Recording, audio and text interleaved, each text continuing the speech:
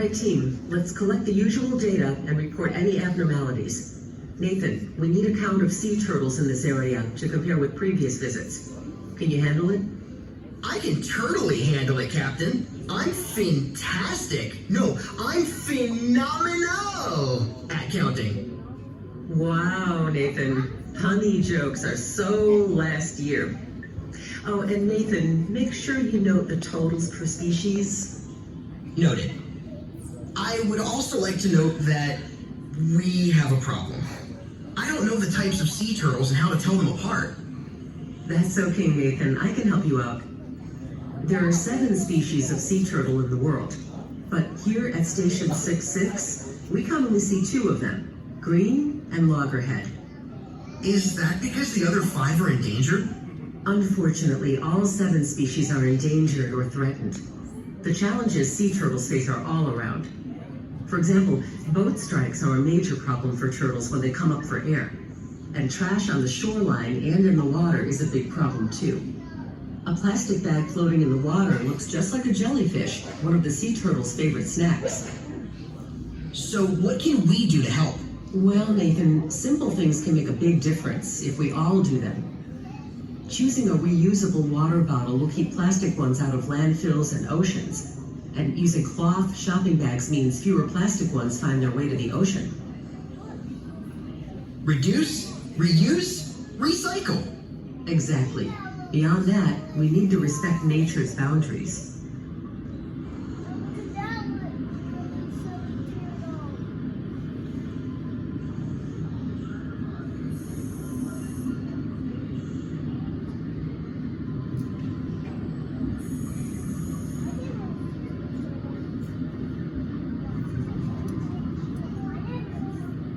Captain, I think I've spotted some of the injured turtles that the OdySea Voyager team is working to rehabilitate. That's right, Nathan. These turtles have been injured by predators or boats and are missing portions of their flippers or shells as a result. Take OdySea, for example, a 240-pound loggerhead who suffered a trauma that severed her spine. As a result, she now has a condition known as bubble butt. Do you know what that means? Is that where turtles blow bubbles out of their... No! Bubble butt is when air becomes trapped under the shell or in the body as a result of an injury. This makes it extremely difficult for the turtles to dive and therefore hunt. Turtles like OdySea simply wouldn't be able to survive in the open ocean.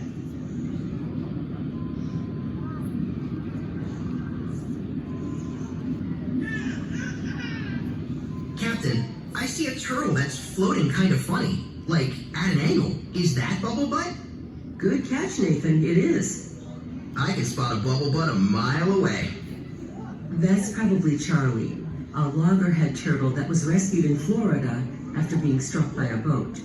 If you look closely, you may see the 2 dark circles on the back of her shell.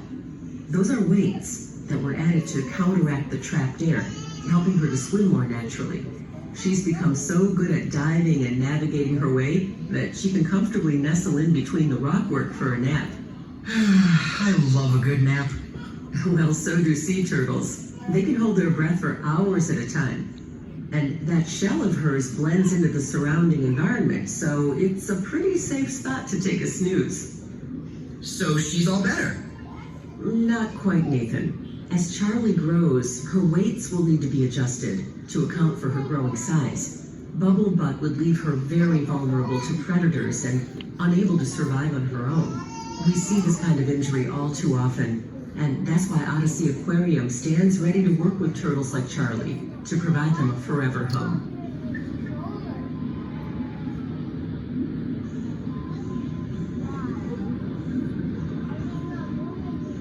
Next stop, an area we call Sea Lion Sound.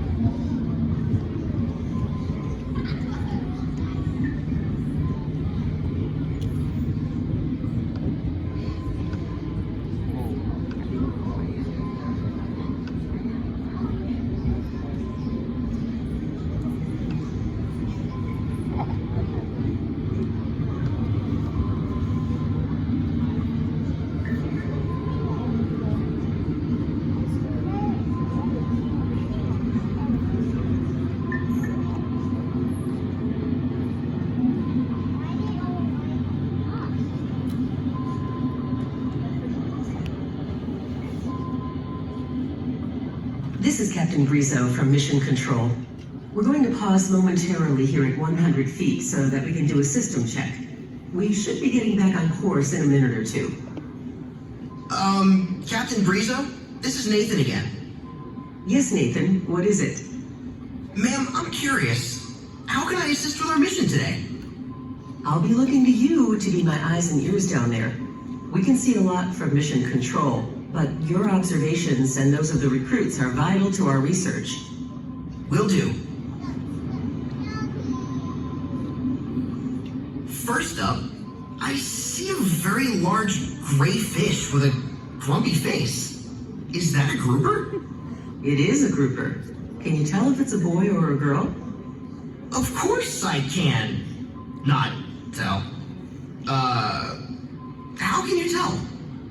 Well, Nathan, there's quite a bit of debate on this subject. It is widely believed that most Goliath groupers are born female and then become male later in life. So, the larger it is, the more likely it is a male. We've seen some that have grown to over 800 pounds. Whoa, that's big! A fish that big can't have too many predators or things that want to eat it, right? That's correct. So I guess we don't have to worry about them being someone else's dinner. Exactly. It's everyone smaller than them who should be worried about becoming the grouper's next meal. So then why does he look so bland? It's like he's decked out in camo gear. If you mean camouflage, then yes. He's trying to hide from the things he wants to eat. Oh, I see. Like a hunter in the woods. Captain, with all this knowledge, I'm feeling like quite the aficionado. Alright. Let's see what else I can report.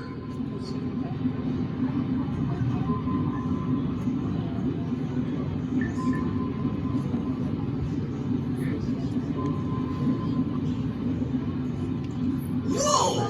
Did I just see a shark? Those are black-tip reef sharks. Though they can grow up to 6 feet long, they're not an aggressive species of shark. And frankly, they frighten pretty easily. Can you spot another fish that is often mistaken for a shark? Yeah, those long shiny fish patrolling the water, aka Megalopolis silver shinius giganticus? Easy there, Nathan. Don't hurt yourself. What you're referring to is the species Megalops atlanticus, but let's just stick to the more common name of tarpon. They're known for their speed and power. What else do you see? And let's stick with the common names, please.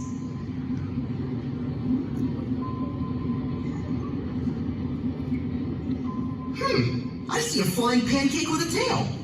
Nathan, that's a very creative description, but the common name for that animal is the Hawaiian broadray. OdySea Voyager logs report that these stingrays can grow to over 200 pounds and eat over 2 pounds of seafood a day. Do you notice any similarities between the Hawaiian broadray and the black-tip reef shark? Yes, they both have a light-colored underside and a darker top. Great observation. That's called counter shading. If you look at them from above, their darker backs help them blend in with the dim seafloor. When you're underneath them, looking up, their bellies blend in with the much brighter ocean surface. That's awesome! I wish I could counter shade when I'm trying to sneak into work loot. I'm sorry, Nathan. Did you say something? No, nothing, Captain. Is everything ready to go? Yes, Nathan. I've just received word that all systems are functioning, and we are clear to resume our mission.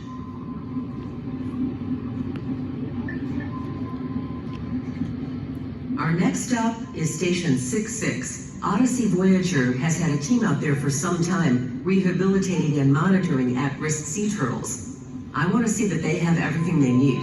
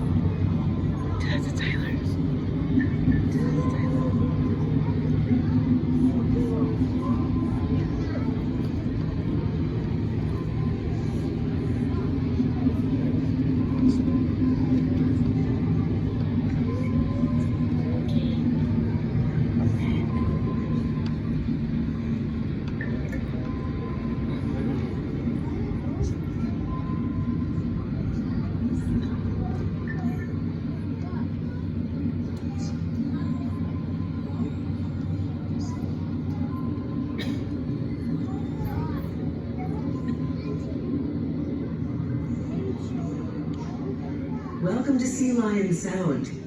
OdySea Voyager teams have been visiting this fantastic location for years. It's the perfect spot to observe sea lions and learn from their behaviors.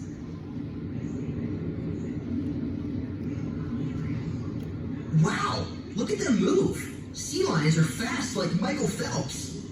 Sea lions are known for their speed and agility. They're all sea lions? Are there any seals? At times, we see both in this area. But do you know the difference between a seal and a sea lion? Tomato, tomato. What's the difference? A sea lion has much larger front flippers, which they move up and down like wings to swim through the water, while a seal uses their rear flippers in a side-to-side motion. But they both go on land, right? Absolutely. Sea lions and seals are from the order of pinnipeds, which means fin-footed. They all spend time on land. Sea lions can easily walk on land with their hind flippers. Seals cannot, and instead move on their bellies, like an inchworm. Where do the animals in Sea Lion Sound go if they want to get out of the water? Actually, there's a substantial landmass right over your heads. The seals and sea lions come and go as they please.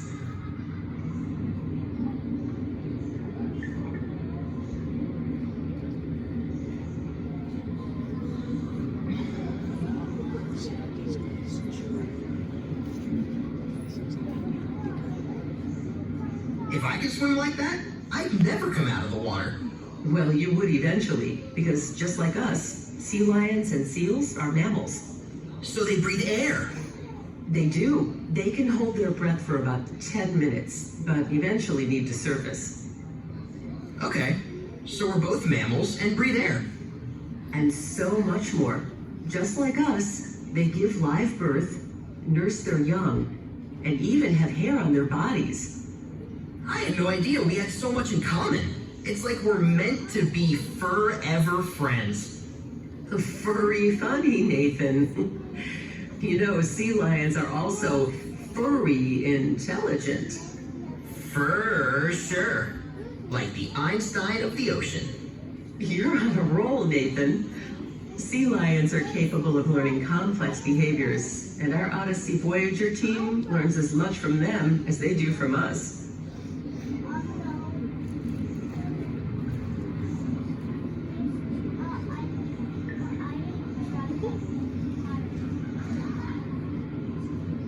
Even though we're both mammals, here's something I don't quite understand. You said they give live birth. Does this happen on land or in the water? Land is where they give birth, in big groups called rookeries, where they stay together and nurse their babies, or pups, for several months. Is it safe for the pups to be on land for that long? It is, because when sea lions are young, they're a little clumsy and not very good swimmers. Pups will leave the hunting to mom until they're bigger and ready to handle the challenges of the ocean. My mom still makes me dinner every night. I love when she makes meatloaf. Well, it's a little different in their case. For sea lion moms, it's not as simple as a quick run to the store for groceries. They're having to go further out to sea to find their fish due to increasing water temperatures. Because of this, the mother is away from her pup for longer periods of time. Unfortunately, this can result in the pup becoming stranded and needing assistance. Does it happen a lot? It's more frequent than we have seen in the past. That's why we're dedicated to observing and learning from these incredible animals.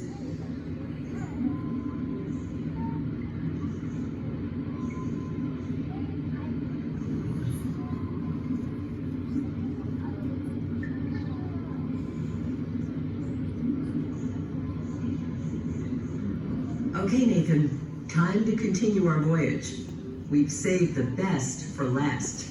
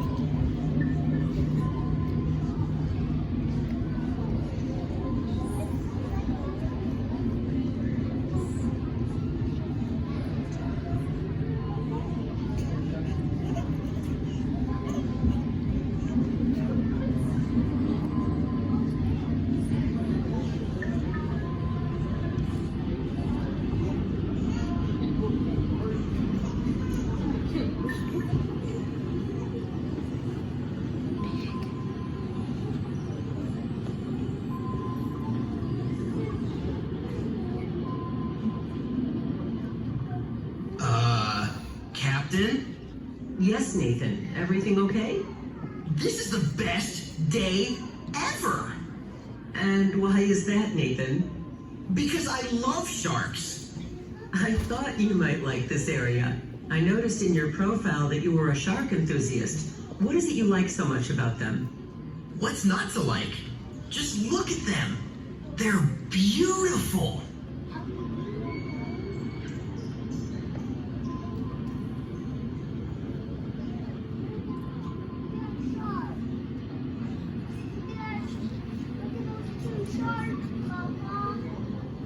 Did you know there are over 400 species of sharks in the world?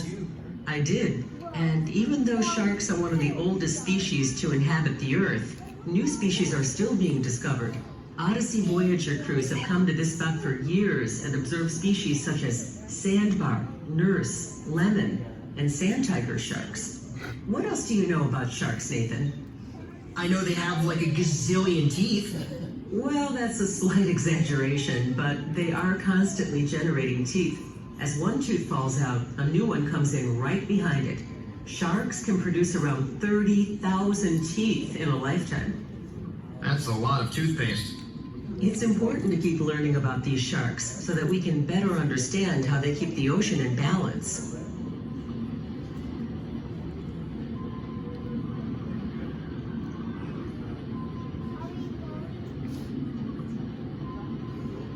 Did you know that some sharks are considered indicator species? What's an indicator species?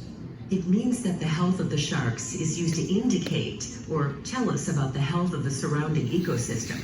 A decrease in the shark population will ultimately affect every other living thing in the ocean. So sharks keep the ocean in balance.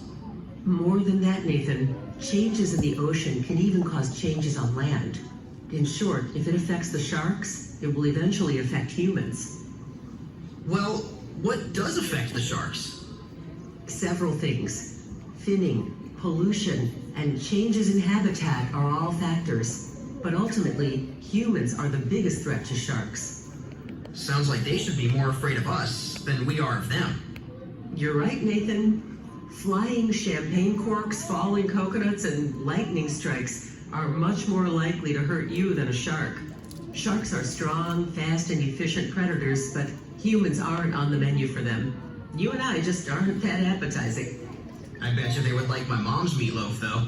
Only if it's made from things like squid, fish, sea lions, lobsters, and stingrays.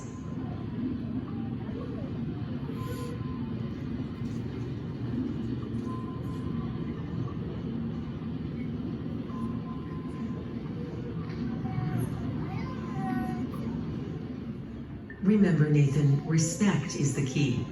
Give sharks space to do their job. The ocean is their domain. Always remember, we are the visitors here.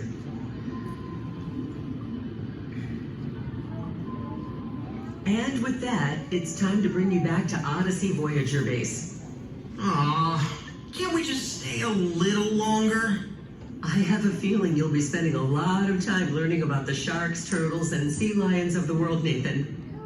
And to our new recruits, congratulations. You are now official members of the OdySea Voyager research team. I hope we've inspired you to continue to learn about the animals you observed today. More importantly, I hope you see how important and impactful your choices are in their survival, and in turn, the health of our ocean and our planet. Together, we can make a difference.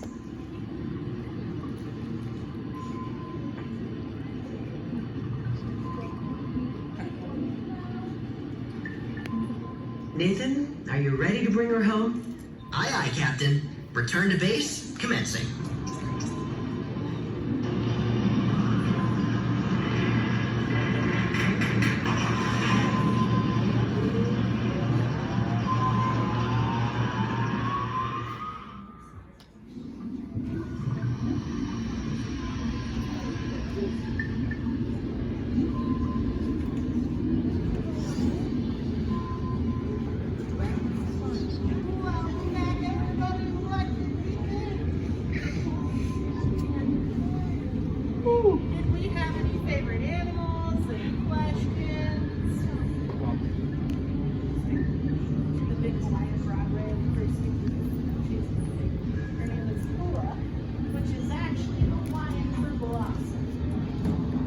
And what about everybody else? What about you?